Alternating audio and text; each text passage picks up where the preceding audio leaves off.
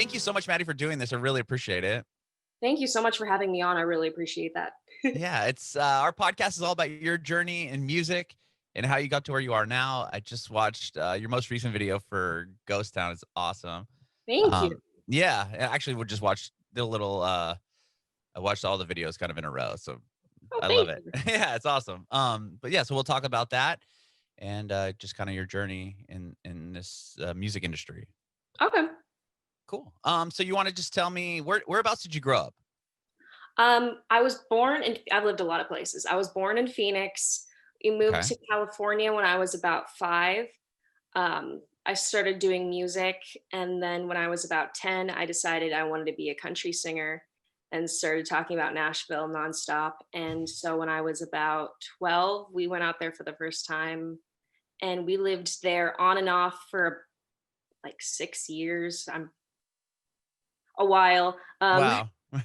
And I went to high school there for a year. Like I lived there quite a bit, but now I'm Hmm. back in California. This is where my family is, and been doing Okay. quite a few music things here. So Very cool. Whereabouts in California? Are you in LA? no, I'm in it. I'm in Orange County. Okay. We're It's in like San right. Diego, so we're Oh yeah, just south of you a little bit. So that's awesome. San Diego's yeah. Yeah. So I'm a Cali kid as well. But going back and forth between California and Nashville, that's pretty cool, especially at that early of an age. I mean, 12, you said? I never knew where any of my clothes were. Did I leave that in California or is that in Nashville? The amount of times, but it was an interesting way to grow up. I did not get a typical childhood, and I'm pretty thankful for it. I think it made me the interesting person that I am. Sure, sure. So how did you get into music originally?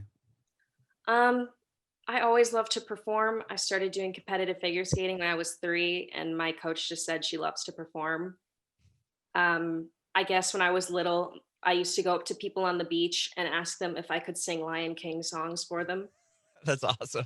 I don't have any recollection of this, but my parents do.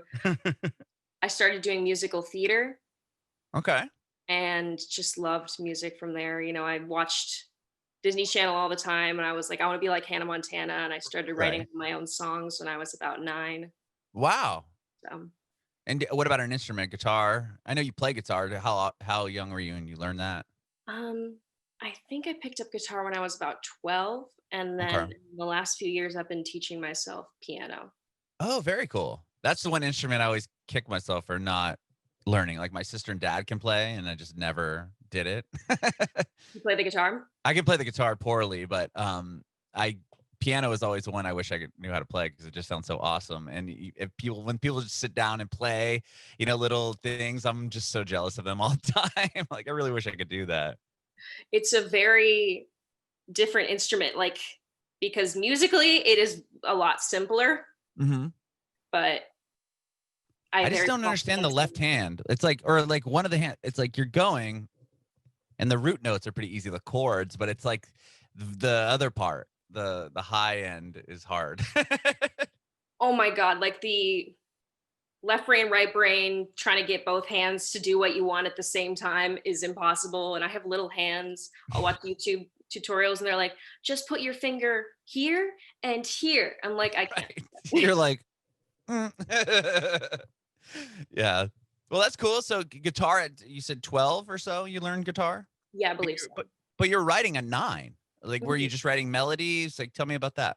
I was just writing melodies and lyrics. My mom bought me like a little tape recorder. Mhm. It might have been a digital one at that point. I can't remember where we were technology wise. Definitely didn't have a phone.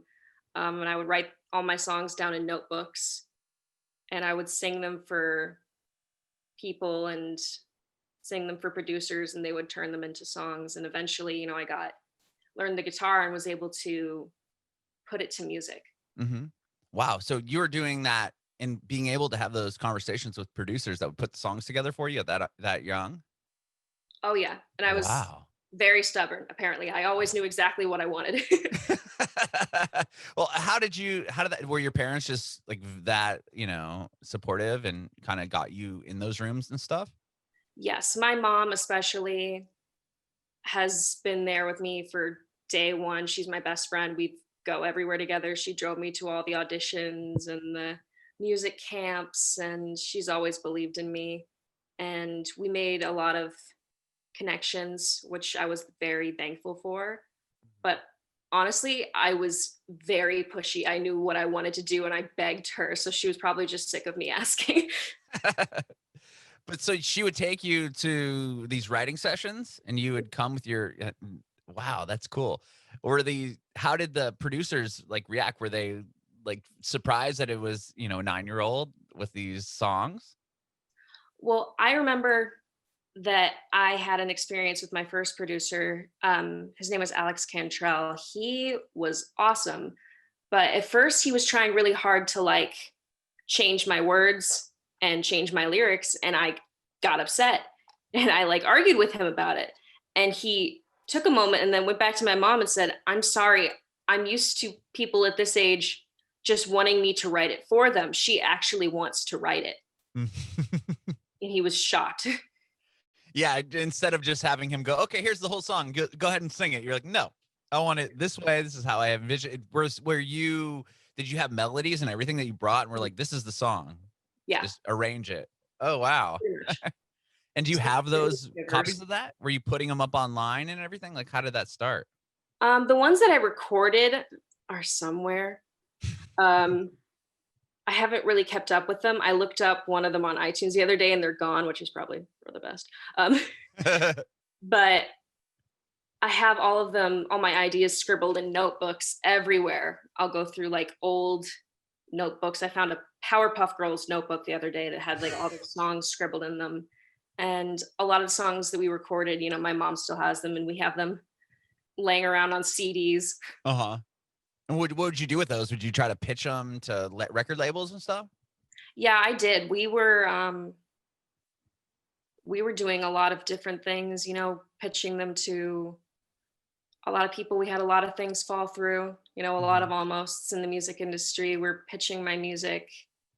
I'm assuming that I'm allowed to say this. We were pitching my music to Disney for a while, and I had a general meeting with them, and they loved my songs, and they couldn't believe that I wrote them, and they wanted me to have my own show. And then the A&R rep that I work with got fired. It was the middle of the recession. And so when that happens, yeah, you're done. You start from square one. Yeah, I've heard that. I've had this conversation with a lot of artists, not Disney, wanting it in a show, but like they'll get signed or they're about to get signed with some A&R guy and then he'll move to a different record label and then either they're dropped or they're shelved or, forgotten about. But wow, a whole show in a Disney record. That's crazy. That would have been crazy. I probably could have pursued it further, but this was the point where I really, really knew I wanted to be a serious songwriter. I really wanted to go out to Nashville and try my hand at that. So, So you hadn't even made the trip out there yet. This is all pre-Nashville with the Disney pitch. I believe so. I was really young when it happened, like 11, 10 or 11. My mom could tell me. It doesn't matter. But yeah, but super young. But so then you said, that fell through and you're like, well, you obviously still had the drive to do this and you convince your mom to take you out to Nashville. And then what happens there? Well, I had a couple of connections in LA that led me to people out there. And I did a couple little performances and, you meet people, you make connections.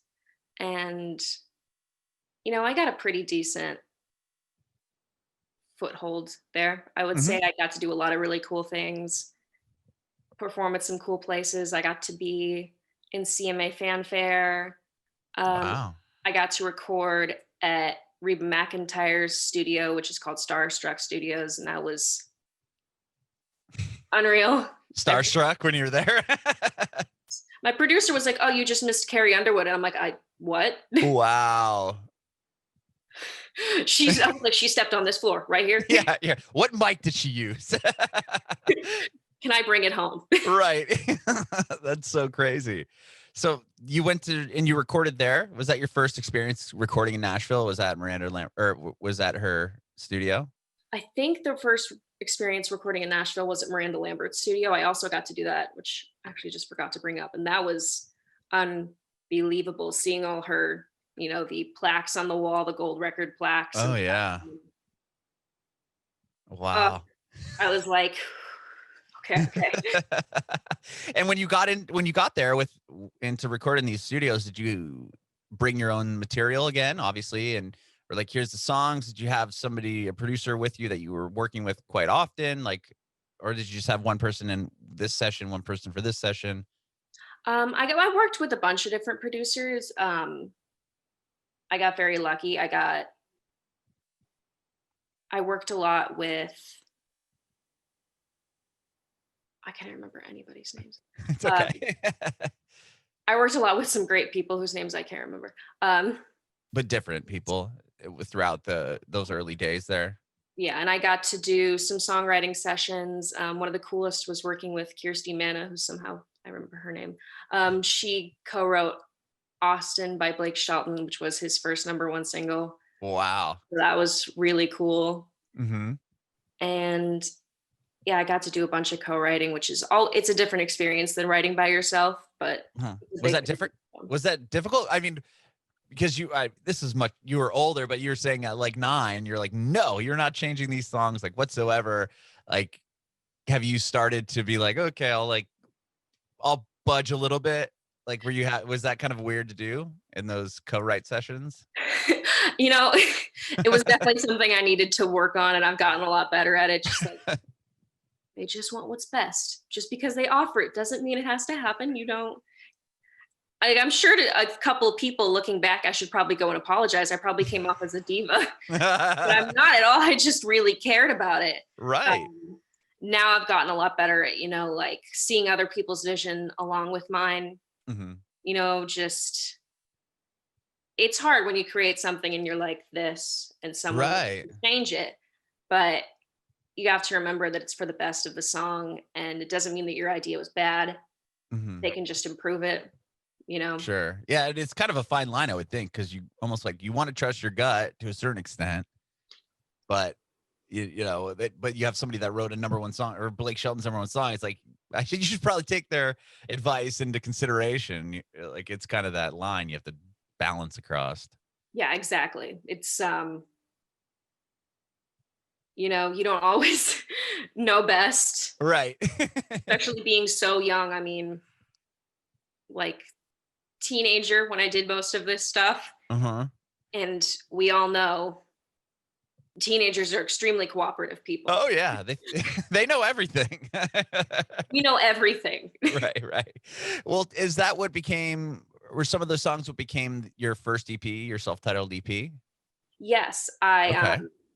worked with on my first self-titled EP. I worked with Kirsty and her husband Bill Warner. Now I remember his name. And that whole EP, like all 3 of those songs were co-written with her, and they just turned out so cool. I Mm-hmm. still look back and I'm like, I was 14. And were you doing did you go out and perform those songs and Yeah, around Nashville? And yeah, I've even gone out and performed them a lot. oh, you did? Like whereabouts would you go play like little coffee shops or did you put on like full shows? We did a couple full shows at random places. Uh-huh. Honestly, I did CMA Fest one year at like one of like the side booths, Mm-hmm. and I did, all those honky tonk bars on Broadway, Mm-hmm. and got to do a lot of those famous ones, which At a were at pretty fun. yeah, that at a young age too. I wasn't allowed in at a certain time. I had to play earlier in the day Oh, really? because I legally was not allowed in a lot of them after a certain time. Right. So you just come in early, play, and then you'd have to leave. Or have you played where I know I've heard sometimes they'll let you like come in and play and then just like immediately leave right after you're done playing. I have had a few places like that are more lenient, but it's funny because they'll be like, "You did wonderful. Get the heck out." You're great. Now that's the door. See you later. That's the door. Please don't get us in trouble. Right. So you had an opportunity, obviously, to play those songs out quite a bit. And then a couple years later, you put out If It's Not Forever. That was your second EP. Yes, that was Okay. the one recorded at Starstruck with, now the names are coming back to me. Okay, All his right. Aaron Chimowski, I believe. Mhm. He had a very cool last name, and I knew how to pronounce it at the time, and I'm so sorry, Aaron, that I've forgotten. Um, he's doing really cool things. I just saw on his Instagram that he's working with a girl named Tennille Arts, who is Mhm. really good. Um, so he was really awesome to work with. I think that that EP, especially musically, like the music on that record is unfreaking believable, and the freaking musicians that came in, they're all so talented. It blows my mind. Mhm. And that whole record was recorded in Nashville? Yes, it Okay. Starstruck. What about the same with the first one? Or were those all in Nashville as well? Yes. Oh, wow, okay. And with that one too, like, a couple years later, like, what was the next step? Was there, like, a step up from that first release? Like, what was like, the next level that you achieved with If It's Not Forever? Like, bigger venues? Did you get a manager? I mean, I did have a manager. I guess my manager and I, the manager I had at that time, we worked to stepping it up, made it like more high quality, more professional. Mhm. And I don't know, it's hard to say in the music industry what is your next Right. like step, because Uh-huh. it's like you're always moving, but you can never tell if you're going up or down. But it's always just about making new music. Sure. So with that one, okay. Yeah, that came out what, couple 2016? Oh my gosh, yes, I think so. Okay. 2016. And what year were you, like, you said you did 1 year of high school in Nashville? Yeah, my freshman year of high school. Okay. And then from Oh, there, were you bouncing back to LA? Did you last 3 years in LA? we I decided to do online school, Oh, cool. That's what partly my because son does that because it's much easier or better than going in every day now. yeah, I mean, now we You have to. you have to. So this would have been great for me. No, we were going back and forth to California, doing some music stuff here, and just seeing my family. Mhm.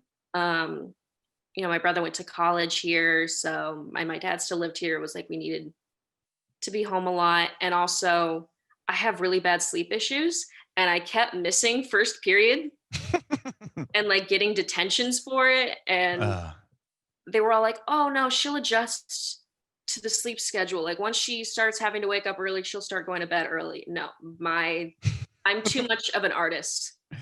I was yeah. I was just not sleeping. Yeah, so that's better off that you did that way, and you could just focus on music. So Yeah, that's exactly. cool. Okay, so with if it's not forever, were you same thing playing around Nashville, and what about Los Angeles? Did you do any of that or any touring? We did with If It's Not Forever, we did a radio tour. I Oh, remember that cool. we did these awesome stations all over the South. Like we went Kentucky, Tennessee, I think we went to Georgia, like everywhere. And that was really cool. I don't think I played those songs much in California. Mhm. I'm not Like, sure, like never it wasn't like, oh, I'm not going to sing those there. It just never, I didn't panned get out any that way. opportunities. It just didn't pan out that way. Yeah. With the radio shows, that must have been cool. Did you get to go into the stations and, hang with the program directors or whatever and like do little acoustic sets? Yes. And it was so cool. Radio stations are such a fun environment. They always Yeah. have all the pictures on the walls Yeah, of all all the gold the records. I worked in radio for 15 years up until COVID. Now I'm just doing this full time, but yeah, you have uh a voice for it. oh, thank you. It's just official. Uh, but yeah, so that's cool. You got to go with, do those little like in the station sessions. Yeah. No, that Wow. was so cool. I'm always kind of terrified if I ever like hear those again. If someone recorded it, that I'm just gonna sound stupid when they interview me. Oh no. Like I said, I was a teenager. I don't know what I Right. was saying. Yeah. I mean, that's huge. That must have been crazy though. Were they playing all those stations playing your record? Yes, Wow. Do you that was. remember hearing your song on the radio for the first time? I do. We were sitting in the car. They told us when it was gonna play, so We sat in the car and waited for it. I think my mom and I were driving home and we pulled into a parking lot and just freaked out. Like a church parking lot, just freaking out. That's so awesome. Was it on a Nashville station, or was it a different city? The first time I think it was, I want to say that it was a Tennessee station, but not Nashville. Like I think it was more near Memphis. Okay. That's cool. I can't completely remember, but I remember the moment. That's awesome. That is awesome. And that was in 2016-ish when that EP came out. Yes, I believe so. Okay. And then from there, looks like you put out a bunch of singles like Little Toy Soldier. I just watched the video for that, which is awesome. And Boy with a Guitar. Tell me, like, it's been like a few years. Were you just working on music or from the 2016, 2019 releases? Just working on new stuff? Yeah, well, sorry. No worries. I was finishing up high school and, I just I didn't consciously take a year off, but I kind of did where I was just writing and not doing as much and just allowing myself to, get to 18, not because that was like a huge milestone, but just like allow myself to grow up a little bit outside of the music industry. And then we came back and it was just like going on the hiatus was perfect. I came back with like, I want to do something different. Like I want this to be like a whole nother level. I want it to be really cool new songs. I want it to be all stuff that I wrote myself.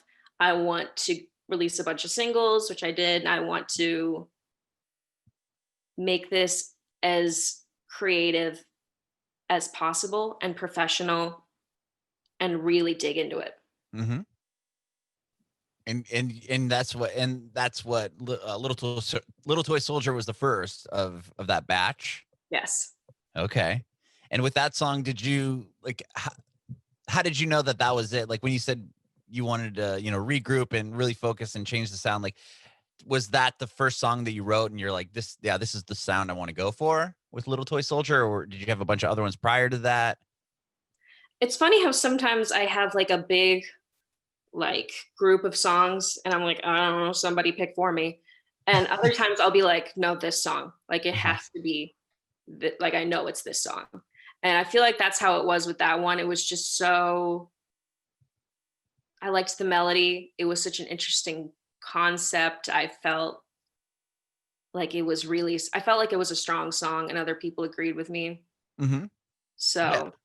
I thought it was a Christmas song when I first read the title, and then I'm like, this is not a Christmas song. I played it. I can see where you'd get that. Well, I just think it was like one of those things. I saw Toy Soldier, and I'm like, oh, and then the cover art's like white, and it's kind of, I don't know, it just gave me this Christmas vibe, and I played it, and I'm hearing the song, and I'm like, oh, this really isn't about Christmas. Then I watched the video. And definitely wasn't about Christmas. That, yeah, I can see what you would think. You're like, this isn't Christmas at all. No, it was not. I love the where did you shoot the video for that? We shot that in downtown LA. Okay. It looked familiar. Like it's beautiful. Like the water and is that the part? Was in LA? Yeah, it was. Crap, what was the name of that park? God, why can't I remember? It's like the big park in LA, right near downtown with this huge lake. And we did, the little duck boats and. Yeah, I can't remember what it's called either. I know what you're talking about. That's where it was. I thought it was I didn't know if you shot it in Tennessee because it doesn't look like LA because it's all like beautiful looking. It's not all buildings and it just doesn't give me like the LA like naturey. It wasn't like I was cracking up. I was like, you found the one piece of nature preserved in this city. Right. That's what I mean. Like I watched it. I didn't really realize it was Los Angeles. My director had picked it and I was like, good find. It felt like a little bubble. Even like everything around there just felt cleaner and more, you know, a little bit less big city. Right. Yeah. No, it did. And like I said, I didn't even realize it was in Los Angeles. Now that I watch it, it makes sense. Yeah. What about the Ghost Town video, the most recent one? That video is cool too. Where did you shoot that? It's like in the middle of nowhere. Were you like in the desert and did you just go east from LA and find a spot? It was, yeah, it was in the middle of nowhere. We searched on Peerspace Okay. just I'm for not sure what that is. places. Is that like a It's like a place where you can find abandoned um, stuff? yeah, any sort of venue if you want to do like a wedding or a photo shoot, or, Oh, you know, okay. shoot or like a dinner or whatever, and you can find like the craziest locations that people are renting out. And it was, you know, hard because COVID. So there Hmm. were some places that just, of course, weren't comfortable with strange people coming onto their property. But this place was cool because there was so much nothing that Right. it didn't fully Didn't matter. matter. That's cool. Yeah, it was like middle of nowhere, California desert. And I love the Pepsi machine they have. I mean, that thing is ancient. It was so cool. We ended up doing the cover art in front of that. We were just taking pictures in the middle. I was like, I need cover art. I don't want to do a separate photo shoot. We're going to do them here.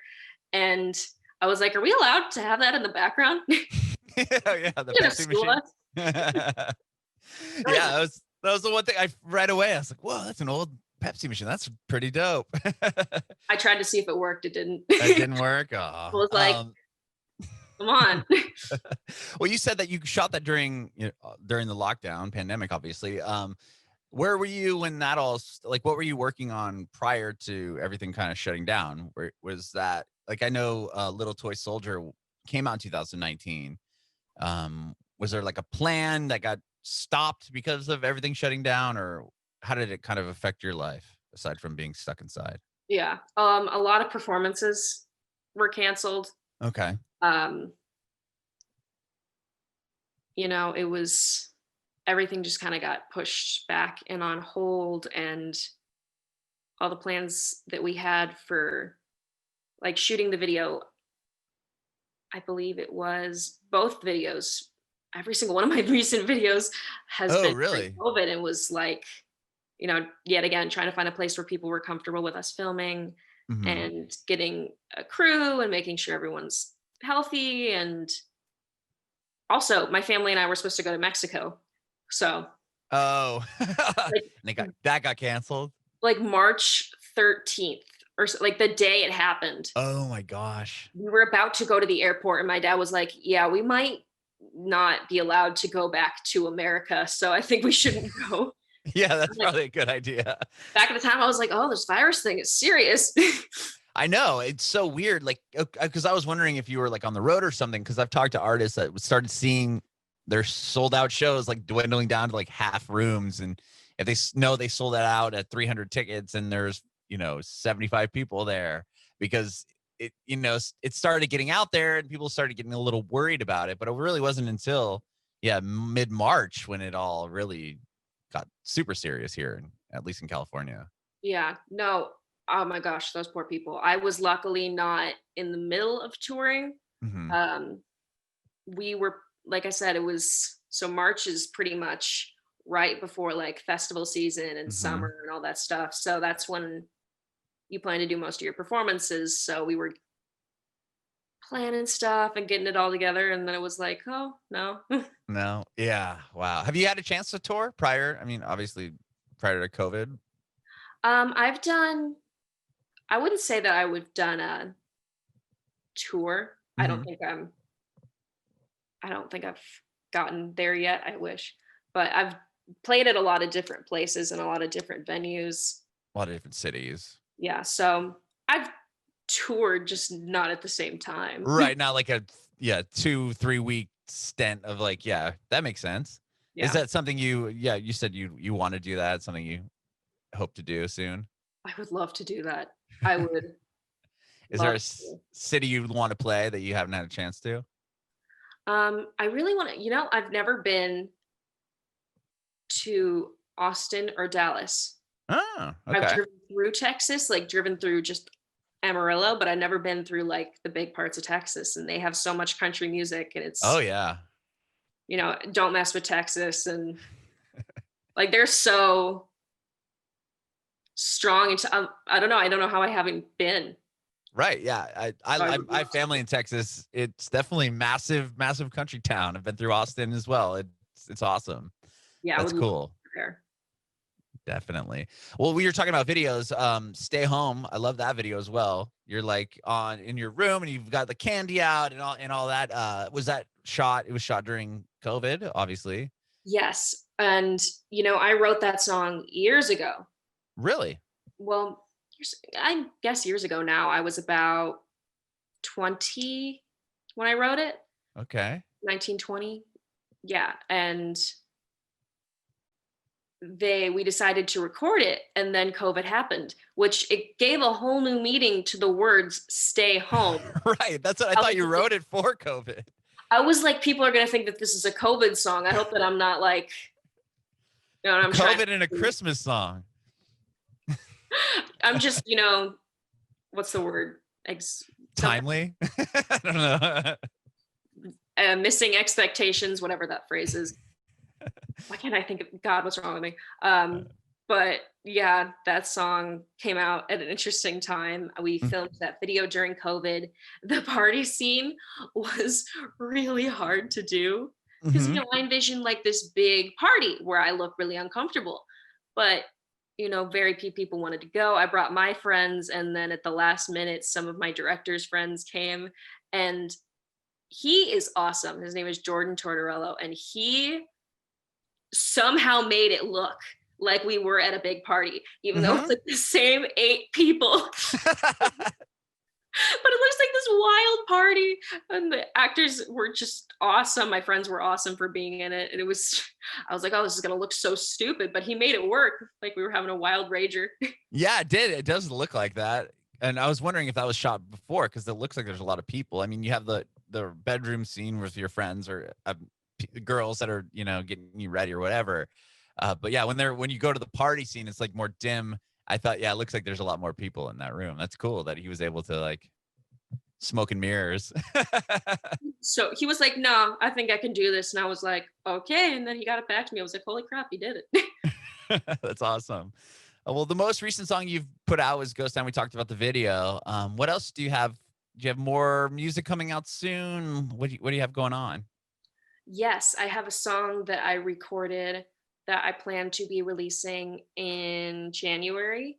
Um, it's called Bless This Mess. Cool. Also fitting considering the year we just had. Right. And I wrote that song about basically how I had a really bad month in January. So I wrote it like, my life is whatever, but I'm gonna look. I guess the theme of the song is I'm falling apart, but I look cute. Okay. I Just love like, it. bless this mess, bless.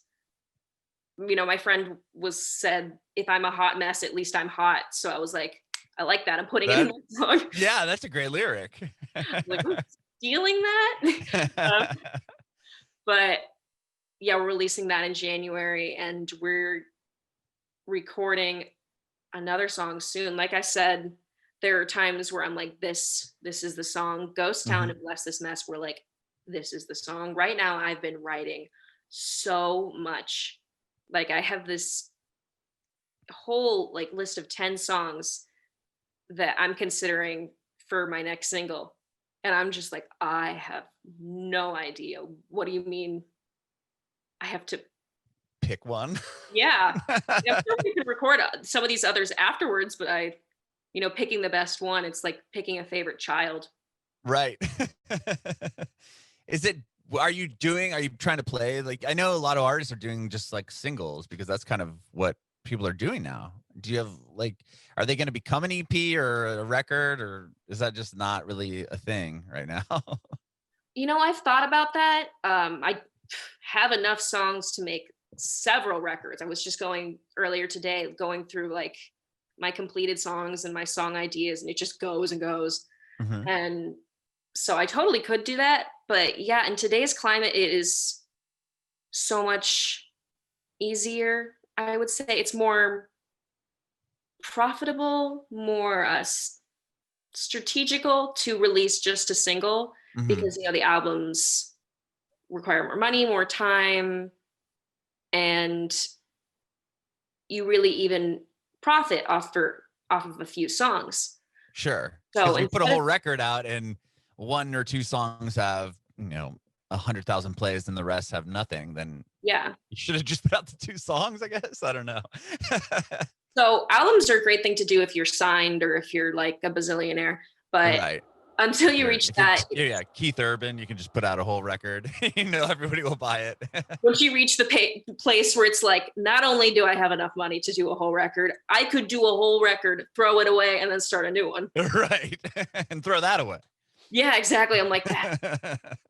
But I really actually have started to love just doing singles because you really can put so much time and effort and theming into every song. I get to do the cover photo shoot, which if you ever talk to me when I'm doing it, I'll complain about it. But it's because I want it to be so perfect. I have the vision in my head, like it's gonna look like this. And I picture this and I get to like theme it to the way I want and just focus individually on one song, which it's a Mhm. fun way to do it instead of like a huge conglomerate, just like one little. Yeah, and you can do a video. I mean, you've got a video for like all the most recent songs, and it's just nice. I've noticed, yeah, like with artists doing that, like, okay, now I can have one instead of here's 15 songs on my record. It's here's one song, but it's gonna have a music video and it's gonna have this and like little bits that kind of accompany it.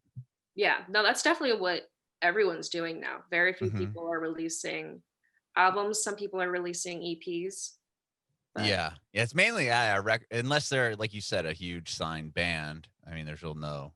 Most people are doing the single game. With that, are you playing? Are you doing live streams or anything like that as far as like to promote your songs? I've done a few live streams. I should do it more. Thought It you was like it, or is it? I Eh? do. It's Okay. hard. It was hard for a while because right, like when COVID started, especially everyone was doing live streams. Yeah, I And it was was like just so bombarded with it. oversaturated. I was literally thinking to myself, I'm like, why would they click on mine when there's 40 other people online right now? So that was difficult, but now it's slowed down and I've been, starting to do it more. Hmm. And is it cool? Like, is it like when you're playing, do you have somebody with you able to kind of manage the mayhem of your comments and all that, or do you just kind of try to do it as you go along? I try to do it as I go along.